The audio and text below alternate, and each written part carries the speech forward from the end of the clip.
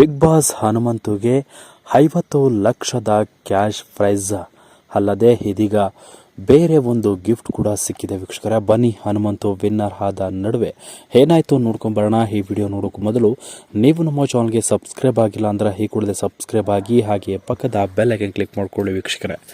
ಸ್ನೇಹಿತರೆ, big boss ಮನೆಯಲ್ಲಿ ಹನುಮಂತು ಇವತ್ತು ಬಹಳ ಸಂತೋಷವಾಗಿದ್ದಾರೆ. ಯಾಕಪ್ಪ ಅಂದರೆ ಬಿಗ್ ಬಾಸ್ ಮನೆಗೆ ವೈಲ್ಡ್ ಕಾರ್ಡ್ ಎಂಟ್ರಿ ಕೊಟ್ಟ ಹನುಮಂತು ಇದೀಗ ಫಿನಾಲೆವರೆಗೂ ಆಟ ಆಡಿ ಇದೀಗ ವಿನ್ನರ್ ಪಟ್ಟವನ್ನು ಅಲಂಕರಿಸಿದ್ದಾರೆ.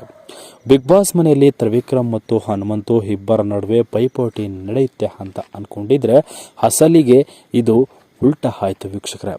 ಬಿಗ್ ಬಾಸ್ ಮನೆಯಲ್ಲಿ ತ್ರಿವಿಕ್ರಮ್ ವಿನ್ನರ್ ಆಗಬೇಕು ಅಂತ ಆಸೆಯನ್ನು ಇಟ್ಕೊಂಡಿದ್ದಂತಹ ಹಲವಾರು ಅಭಿಮಾನಿಗಳಿಗೆ ಬೇಸರ ತರಿಸಿದೆ.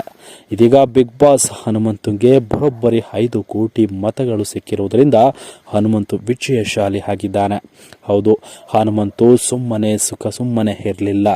ತನ್ನ ಆಟವನ್ನು ಎಲ್ಲಿ ಆಡಬೇಕು ಅಲ್ಲಿ ಆಟವನ್ನು ಆಡಿ ಯಾರ ಬಳಿಯೂ ಕಿತ್ತಾಡಿಕೊಳ್ಳದೆ ಎಲ್ಲರ ಬಳಿಯೂ ಕೂಡ ಪ್ರೀತಿಯಿಂದ ಅಕ್ಕ, ಅಣ್ಣ, ತಮ್ಮ ಅಂತ ಎಲ್ಲರಲ್ಲೂ ಬರ್ತಾ ಇದ್ದಂಥ ಹನುಮಂತನ ಒಂದು ಒಳ್ಳೆತನಕ್ಕೆ ಇವತ್ತು ಜನರು ಆಶೀರ್ವಾದ ಮಾಡಿದ್ದಾರೆ.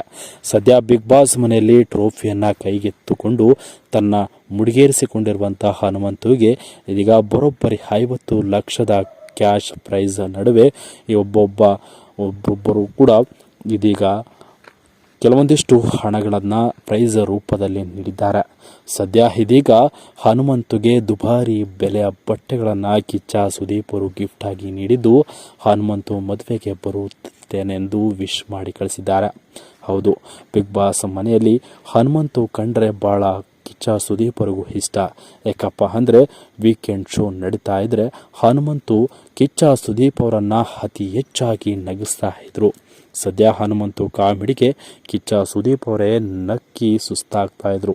ಅಷ್ಟು ಒಳ್ಳೆಯ ಮಾತುಗಳನ್ನು ಅಷ್ಟು ಒಳ್ಳೆಯದಾಗಿ ಹೇಳ್ತಿದ್ದಂಥ ಹನುಮಂತುಗೆ 50 ಲಕ್ಷದ ಕ್ಯಾಶ್ ಪ್ರೈಸ್ ನಡುವೆ ಈಗ ಬರೋಬ್ಬರಿ ಮತ್ತಷ್ಟು 25-30 ಲಕ್ಷಗಳು ಕೂಡ ಏರಿಕೆ ಆಗಿದೆ. ಸದ್ಯ ಸ್ಪಾನ್ಸರ್ಗಳಿಂದ ಈ ರೀತಿಯಾದ ಹಣ ಪ್ರೈಸ್ ರೂಪದಲ್ಲಿ ಬಂದಿದ್ದು ಒಂದು ತಂಡವು ಕೂಡ ಕೊಟ್ಟಿದೆ ಅಂತಲೇ ಹೇಳ್ಬೋದು.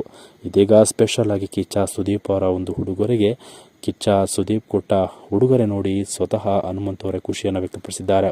ಸೊ ಇದರ ಬಗ್ಗೆ ನಿಮ್ಮ ಅನಿಸಿಕೆಯನ್ನು ತಿಳಿಸಿ ಅಂತ ಹೇಳ್ತಾ ಈ ವಿಡಿಯೋವನ್ನು ಮುಗಿಸ್ತಾ ಇದ್ದೀನಿ. Thank you.